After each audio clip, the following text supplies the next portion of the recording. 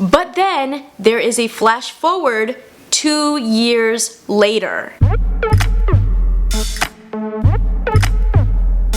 Hey guys, it's Kristen, and today we are talking about the ending of On My Block Season 3. If you want to see my thoughts on the entire season, you can check out that link right here, but this specific video, we are discussing that wild ending and what does it mean? If you guys like my videos, consider subscribing and drop down in the comments and let me know your thoughts on the ending of On My Block. Did you see it coming? Did you like the ending? Did you hate it? I would love to hear your thoughts. Just a heads up, since we are explaining things, there will be a lot of spoilers in this video, so you've been warned. So in this season of On My Block, we are following our 4 group of friends on a mission to find where is little Ricky. They've been sent on this mission by the leader of the Santos Cuchillo, and she is not taking no for an answer. She is threatening them. She's doing whatever she can to make sure that they do what she wants. And there are a lot of ups and downs throughout the season, but it all culminates in the finale when we see this rival gang has come into the picture, and it's sort of like Cuchillos versus the 19th Street Gang versus Spooky. You know, who's going to come out on top? Who's working together, who's double-crossing each other, and it really looked like for a minute that Spooky was going to be dead, and I was very concerned because as much as like it would have made sense, I also like just in my heart did not want that to happen. So the 19th Street Gang ends up sending our group of friends, Caesar, Monse, Ruby, Jamal, to this area in the woods where it looks like, you know, they're gonna be killed next, and instead they reveal that they actually double-crossed Cuchillos and they decided to work with Spooky, and I think we get to see Spooky really become a leader and show that he doesn't want to be stuck in this like world of violence and gang life, that he wants to be able to get out eventually, and he is taking the first steps to making things a little bit better in the area. You know, no selling drugs to kids, no violence, and it's kind of making that the rule for the Santos and the 19th Street Gang. And you know, throughout all of this, I think things started to calm down for everyone now in this finale, but at the same time, so much went on that it did cause a little bit of a rift in the friendship.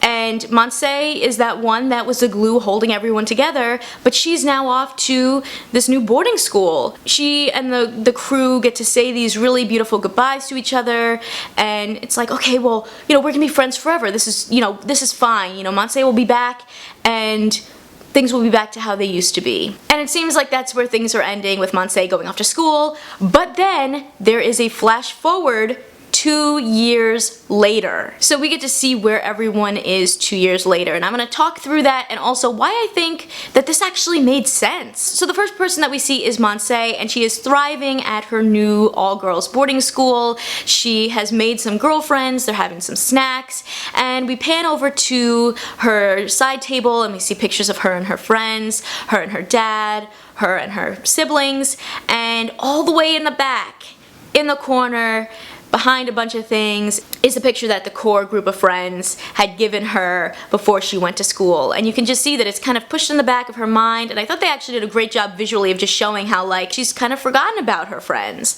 at home. And I felt like this made sense because it brought me back a little bit to the episode last season when Monse is staying with her mom and she starts making these friends, these sort of like, you know, wealthy, privileged friends, and Monse starts to kind of act like them and change a little bit. To see Monse go off to this fancy new school feels like she's kind of going back to that idea of success and opportunity and, you know, this fancy lifestyle outside of Free Ridge. Next we see Jamal, who is hanging out with a group of guys at lunch, talking at a table wearing a football jersey. And it's interesting to see that because in season 1, Jamal's father wanted him to play football, and he was constantly feigning injuries to get out of it so that he could go and search for Roller World money, but then here we see him now a couple years later, and he's embraced that idea of playing football and his family's legacy playing football. That's probably the one that surprised me the most, to see him in that uniform because of, you know, how much he didn't want to play it in the first season. But we see him kind of look up and see Ruby and Jasmine, who I was happy to see are actually still together. They're still dating, they're holding hands, they look really cute together, and Ruby and Jamal kind of catch each other's eyes, and I don't know, there's not really a friendliness there. There's a little bit of a, like, I wonder if something happened between them. But I will say it was nice to see that 2 years later, Jasmine and Ruby are still together. They're a duo that from the very beginning had this back and forth, and I think in season 2 especially, we got to see some really great moments between them and just how much she could be there for him. We know that they're great dancers. They showed off their skills and that they definitely have chemistry on the dance floor, and you know, to see that at the end of this season, after all of these ups and downs, that they were able to make it work and that they're 2 years strong, I thought that was really exciting. Next we see Spooky, who's at a barbecue. He's flipping the burgers, you know, he's at the grill, working hard. He's got hair. He's got a girl. I'm not sure if it's his wife or fiance or girlfriend, but she is pregnant. They're having a baby, and that is exactly what he wanted at the end of this season. And I think Spooky particularly went on a great journey throughout this show so far of, like, the first season, you know, he's really like this tough guy trying to get his brother involved in the Santos, and then in season 2 you're kind of seeing like this struggle that he's dealing with between the family that he has in the Santos and the family that he has in his true blood brother, Caesar. And I think that we have seen Spooky reveal that, you know, he wishes that he had a different life, that he went to college, that he didn't have to take care of his brother and kind of be the father figure for him, because, you know, it made it so that instead of being able to rise up and do what he wanted to do, he was constantly being stuck in his gang life. And at the end of this season, we see Spooky tell Caesar, like, I don't want to do this anymore. He already makes steps to make things a little bit more peaceful in the neighborhood between the gangs,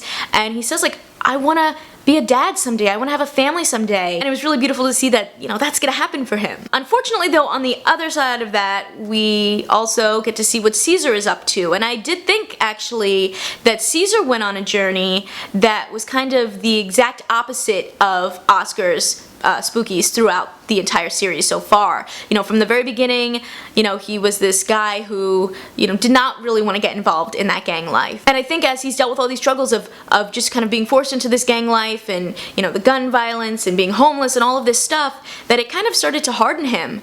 And even though this season we get to see, you know, he has a job, he goes to school, that he still has all of these positives, that his dad is really proud of him, that I think now everything has kind of just gotten too much and has hardened him to the point that now, 2 years later, Caesar has become Little Spooky, and Caesar is running the gangs. And that's where we end off. We've seen where everyone is now, and it's like, what?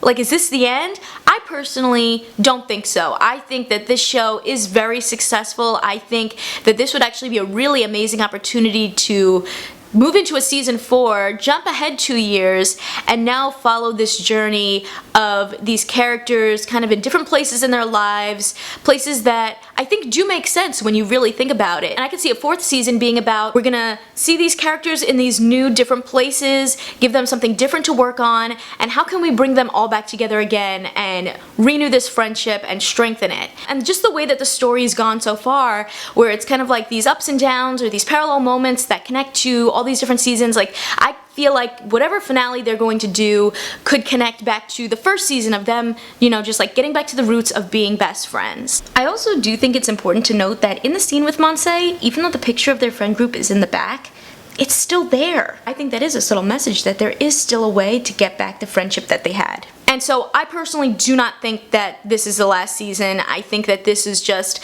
a really awesome direction that we can go to setting up more drama, more elevated stakes in a 4th season. What do you guys think? Is this the finale or is there another season coming? I mean, I think that there are still so many more storylines that they could dive into. You know, Monse reading her mother's novel and kind of learning about how she really felt, following Jasmine and Ruby's relationship, seeing where Spooky's going with his family. How can we get Caesar out of this gang life? And also, you know, this season was focused on Little Ricky and we never actually found him, so, you know, will that eventually be something that we learn? Maybe it'll turn out that Little Ricky was a character throughout the seasons and we just didn't realize that it was him. Overall, I really enjoyed the ending of this season actually, and I think that they set it up for us to go in some really interesting directions in a potential season 4. Definitely putting people in new roles, but in roles that I think do make sense for them, and I would love to see the new challenges that they're dealing with and how they fix them. If you guys like this one, you can check out more of my On My Block reviews right over here, and I will catch you in my next video.